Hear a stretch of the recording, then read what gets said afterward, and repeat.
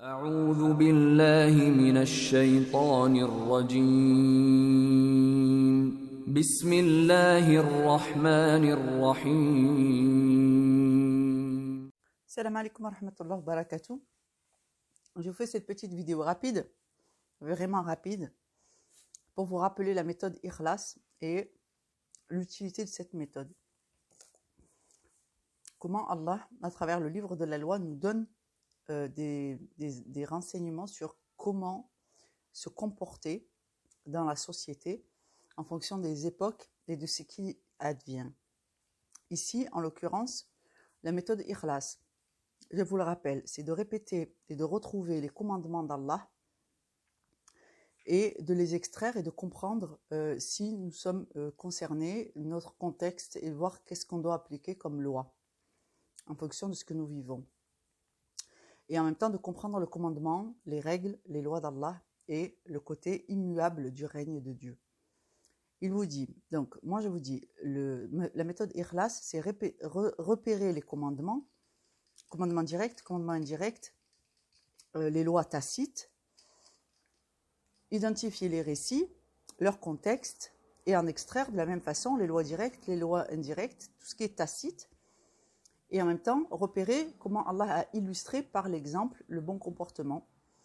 Et en cela, je vais vous lire le verset 64, 65, 67 de la sourate Araf, et on va développer ça ensemble, Inch'Allah. Donc, verset 64. Et quand parmi eux, une communauté dit « Pourquoi exhortez-vous un peuple qu'Allah a anéanti, va anéantir ou châtier d'un châtiment sévère? Pourquoi exhortez-vous un peuple qu'Allah va anéantir ou châtier d'un châtiment sévère ?» Ils répondent pour dégager notre responsabilité vis-à-vis de notre Seigneur et que peut-être ils redeviendront pieux. Dans ce verset, par exemple, ici, Allah met en exemple le fait qu'un peuple de croyants demande à une autre communauté du même peuple, un autre groupe du même peuple, pourquoi est-ce que vous continuez à faire le rappel alors que vous savez que ces gens-là ont outrepassé tous les interdits et tous les excès. Et donc, il y aurait une divergence au sein de la communauté du prophète Mohammed qui fait que certains pensent qu'il faut agir ainsi et d'autres pensent qu'il faut agir ainsi. Le commandement, il y a deux commandements. Allah dit dans le Coran, éloigne-toi d'eux.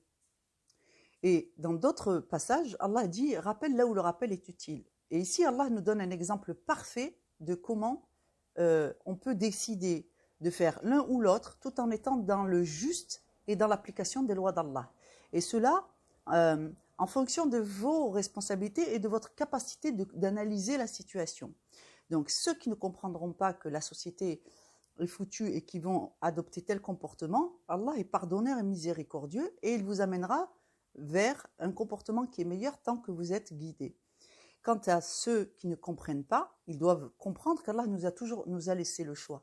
Mais que la vraie nature de l'islam, c'est que nos intentions sont celles de satisfaire Allah dans toute sa splendeur et dans son règne. Regardez donc. Donc ici, il y a deux groupes de croyants qui s'opposent et un groupe dit à l'autre, mais pourquoi est-ce que tu veux les avertir alors que ça y est, ils vont être châtiés, ils ont tous les signes de la malédiction et ainsi de suite. Et voyez ce qu'ils répondent. Ils répondent pour dégager notre responsabilité vis-à-vis de notre Seigneur et que peut-être ils redeviendront pieux.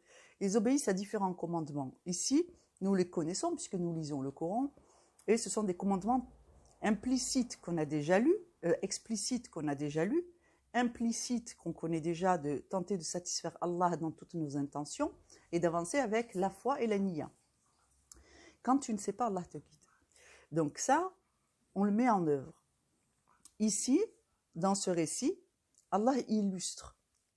Et nous savons par ailleurs qu'il y a trois natures de comportement. Il y a le bon comportement en soi, qui est de retenir la mauvaise action. L'autre comportement qui est meilleur que celui-là, c'est de retenir la mauvaise action. Qu'est-ce que j'ai dit? Je me suis trompée. Qui est de retenir la mauvaise action. Ceci est un très bon comportement. Une action encore meilleure que celle-ci, retenir le mauvais comportement et le remplacer par le bon comportement.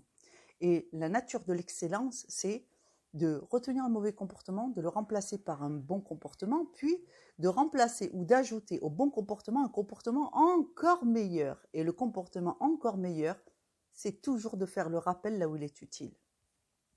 En tout cas, moi, c'est ce que j'ai vu, et de faire confiance à Allah. Aussi, ici, c'est exactement ça qu'il ressort. Voyez ce qu'Allah nous enseigne. Donc, ils sont tellement de bons éléments qu'Allah les a utilisés pour illustrer la nature de son règne et la nature de ses serviteurs.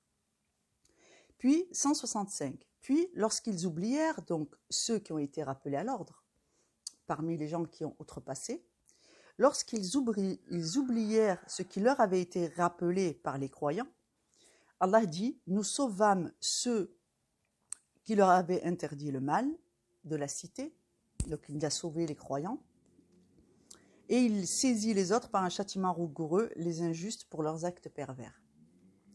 Donc voilà la vraie nature du verset. Puis lorsqu'ils oublièrent ce qui leur fut rappelé, nous sauvâmes ceux qui leur avaient interdit le mal et saisîmes par un châtiment rigoureux les injustes pour leurs actes pervers. Puis lorsqu'ils refusèrent, donc verset 166, lorsqu'ils refusèrent par orgueil d'abandonner ce qui leur avait été interdit, nous leur dîmes, soyez des singes abjects. Donc cela est un récit. Mais nous ne savons pas de quelle calamité Allah va frapper cette société. Par contre, si vous voyez que, de partout où vous portez le regard, tout est en dehors des clous du bon comportement, tout vous incite à vous dévoyer vous-même ou à accepter le dévoiement. Sachez que nous sommes arrivés dans une époque ou dans une ère où le bon comportement sera, si vous avez la possibilité de vous extraire, extrayez-vous. Si vous n'avez pas la possibilité de vous extraire, alors limitez le contact. Et si vous ne pouvez faire ni l'un ni l'autre, faites le rappel. Rappelez à qui veut l'entendre le bon comportement. Et s'ils vous questionnent, dites-leur que vous êtes un serviteur de Dieu et que vous êtes des gens soumis à Allah. Parce que ceci est votre carte de visite dans ce monde. Si vous voulez qu'Allah vous soutienne, vous devez pouvoir assumer que vous êtes son serviteur et que c'est en son nom que vous rappelez ce qu'est le bien et ce qu'est le mal. Maintenant, assurez-vous vous-même de bien avoir appris ce qu'est le bien et ce qu'est le mal. Salam alaikum wa rahmatullahi wa barakatuh, qu'Allah vous préserve.